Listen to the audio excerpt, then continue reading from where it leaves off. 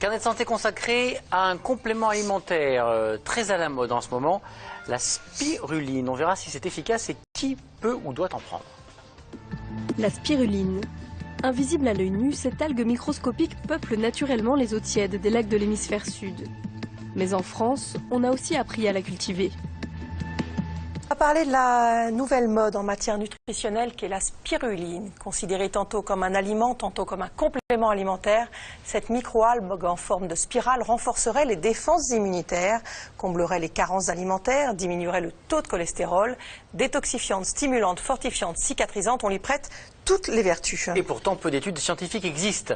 Récoltée depuis des millénaires dans les eaux chaudes et peu profondes, la spiruline était traditionnellement utilisée par les Aztèques. Aujourd'hui, on en trouve de toutes les formes et de toutes les provenances, également en France, où elle a été cultivée de manière artisanale. Reportage d'Anne-Laure Jean, Héloïse Mallet et Johnny Dacosta. Comme beaucoup de sportifs, Sébastien est un habitué des compléments alimentaires. Cocktail vitaminé, guarana, hydrate de carbone, il a tout essayé avant de trouver son produit miracle. Auparavant, j'étais obligé de mixer compléments, vitamines pour avoir un cocktail complet en fait. Alors que là, dans une petite boîte de 100 grammes, je retrouve l'ensemble des éléments indispensables au fait que je me sente bien, que je ne me blesse pas et que je suis en forme en permanence. Pour rester dans sa catégorie, cet ancien judoka a multiplié les régimes. Et comme souvent, la perte de poids a entraîné des carences, notamment en fer. Avant, je prenais des cachets que j'allais chercher à la pharmacie via une ordonnance. Le problème, c'est qu'au niveau intestinal, ça me faisait horriblement mal. Et en fait, depuis que je prends de la spiruline, je ne prends plus du tout de cachet de fer. Je ne prends plus aucun complément en fait, non naturel. Je prends que de la spiruline. C'est vrai que ça a une odeur d'algue, ça faut pas se le cacher. Donc c'est un peu rebutant au début, un peu surprenant. Mais finalement, une fois dans la bouche avec d'un yaourt ou un jus ou mélanger un gâteau ou un cake, ça n'a aucun goût. Ça passe tout seul. La spiruline. Invisible à l'œil nu, cette algue microscopique peuple naturellement les eaux tièdes des lacs de l'hémisphère sud. Mais en France, on a aussi appris à la cultiver. On la voit sous forme de poussière dans l'eau et chaque petit grain de poussière est une spiruline. La taille de la spiruline ici, c'est à peu près 0,05 mm de longueur, soit 50 microns.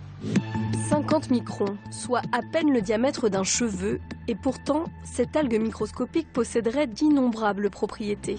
Ça apporte toutes les vitamines, sauf la vitamine C.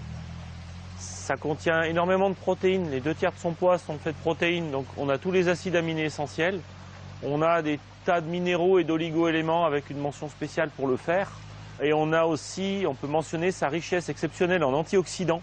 On estime que 1 kg de spiruline contient autant d'antioxydants qu'une tonne de fruits.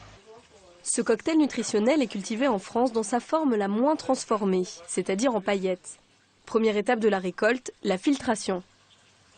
On va pomper l'eau depuis le bassin et on va faire passer l'eau à travers cette toile, qui est une toile avec des trous à 30 microns, 30 millièmes de millimètre. Voilà, qui va permettre de laisser passer l'eau et de retenir toutes les petites spirulines, tous les petits ressorts qu'on a vus tout à l'heure.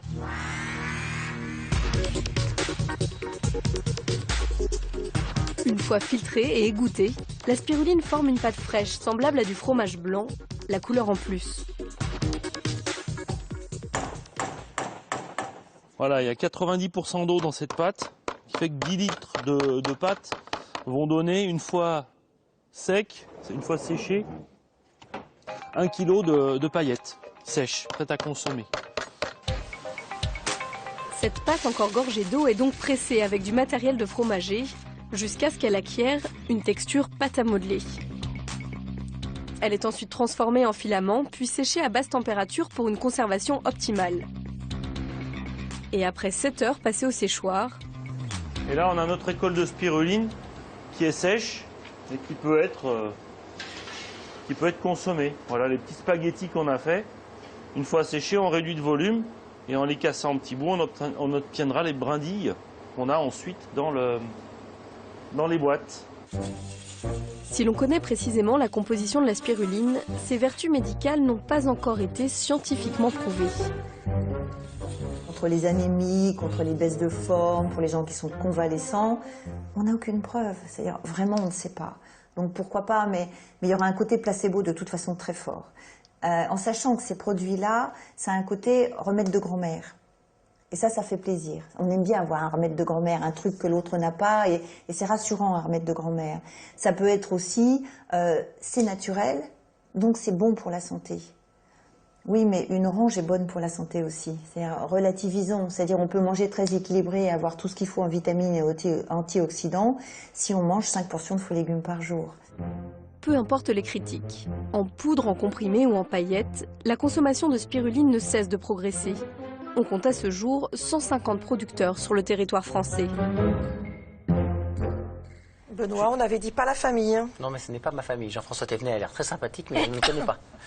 Soyons C'est vrai très clairs. Je vous le promets. Évidemment, sinon il n'aurait pas... C'est pour ça, on avait dit Ben pas non. la famille. Non. Bon. Non, on le salue.